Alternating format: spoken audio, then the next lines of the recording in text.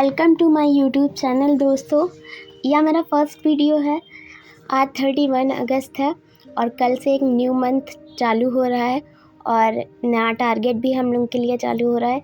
आज मेरा बर्थडे था तो मैंने सोच लिया है कि अगला मंथ जो आने वाला है एक बेहतरीन टारगेट के साथ उसे कंप्लीट करेंगे और जितना भी हमारी यूनिट में दिया हुआ है हम उससे कंप्लीट करेंगे। यह मेरी बहन की पुस्तक है, जैसा कि आप लोगों ने देखा होगा आगे वहाँ पे उनका नाम लिखा हुआ था हुमैरा फातिमा और वे अपने समय में टॉपर थी, गोल्ड मेडलिस्ट थी और कानपुर यूनिवर्सिटी में उन्होंने टॉप किया था और मुझे वही गाइड कर रही हैं। उनका जीआरएफ भी क्वालिफाइड है और अब वो पीएचडी कर रही हैं इस वक्त। तो उन्हीं के मार्गदर्शन में मैं भी चलने का प्रयास कर रही हूँ। मेरे लिए सबसे महत्वपूर्ण बात यही रही कि मेरे पास सभी पुस्तकें अवेलेबल हैं और थैंक्स टू हुमैरा अपी मुझे किसी भी प्रकार का संघर्ष नहीं करना पड़ा और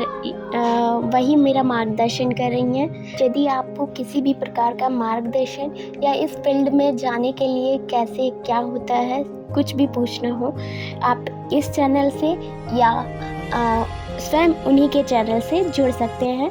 वे अवश्य ही आपके प्रश्नों का उत्तर देंगी और अवश्य आपका मार्गदर्शन करेंगी, जैसे कि उन्होंने मेरा किया है और अन्य बहुत सारी छात्राओं का भी किया है। चलिए शुरू करते हैं आज का टॉपिक। ये मैं आप लोगों को इतनी देर से टैक्स वगैरह दिखा रही हूँ कि आप सिलेबस देख लें कि पेपर सेकंड का यूजीसी नेट में जो पेपर सेकंड लगा हुआ है तो उसका सिलेबस क्या है हिंदी साहित्य का, तो वही चीज़ें मैं दिखा रही थी। और मैंने किस तरीके से सेकंड टैक्स वाला जो पेपर है 5 to 10 यूनिट उसको मैंने नोट डाउन किया। मैं खुद अभी एमए कर रही हूँ, एमए के 3rd सेमेस्टर में हूँ, तो लखनऊ यूनिवर्सिटी से मैं एमए कर रही हूँ और मैं फ़र्स्ट अटेम्प्ट दिसंबर 2025 में ही देने वाली हूँ। आप लोग भी मेरे साथ तैयारी करने के लिए जुड़ सकते हैं।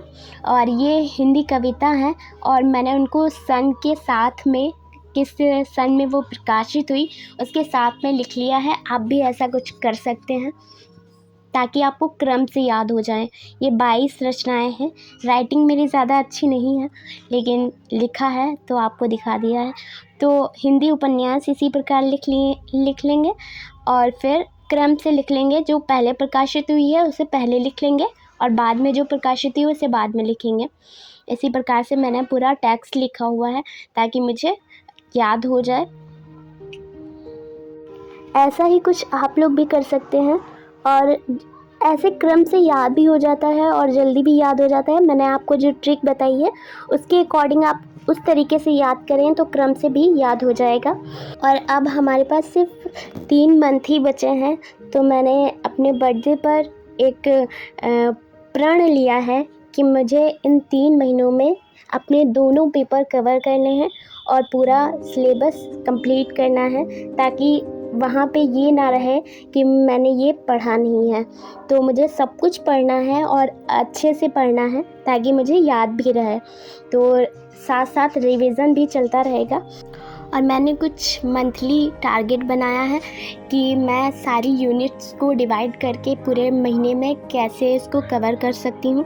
तो मैं आप लोगों को भी दिखाऊँ, आप लोगों को भी शेयर करूँ कि मैंने किस तरीके से बनाया है।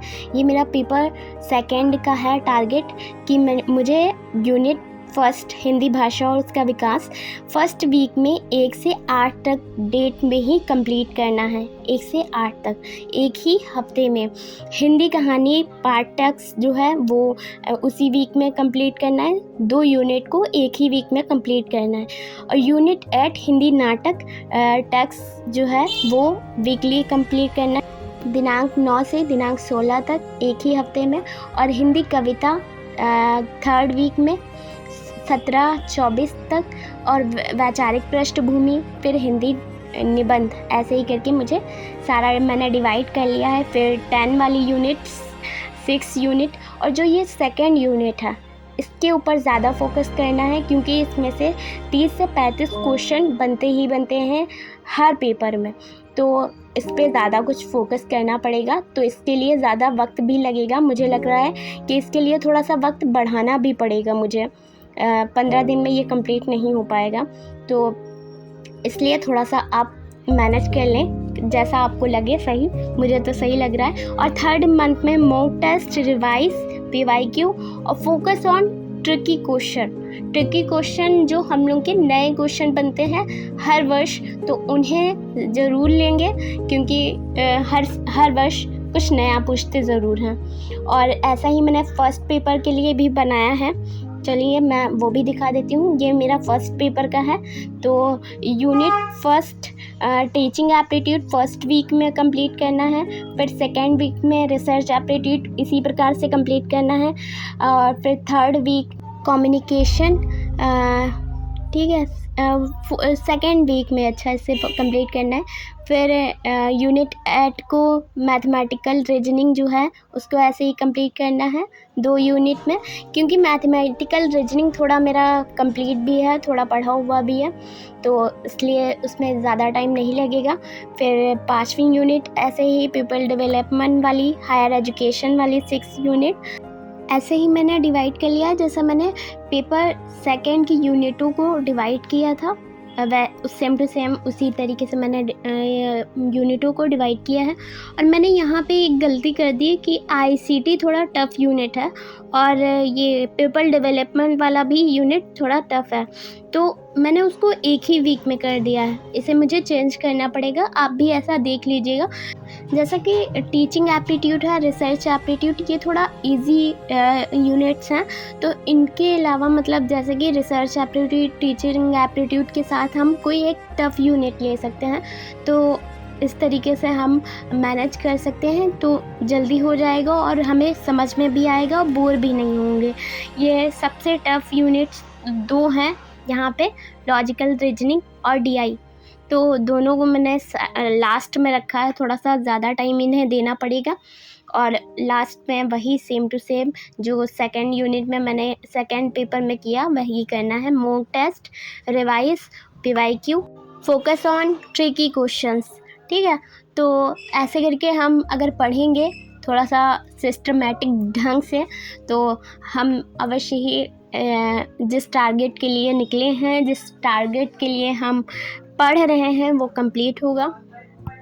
और यदि मेरी वीडियो आपको थोड़ी भी हेल्पफुल लगी हो तो लाइक करिएगा, शेयर करिएगा और सब्सक्राइब ज़रूर कर लीजिएगा। पूरी हिम्मत और जोश के साथ जो हमने टारगेट बनाए हैं वो कंप्लीट करेंगे और मिलेंगे अगली वीडियो में। तब तक के लिए जय हिंद, जय हिंदी।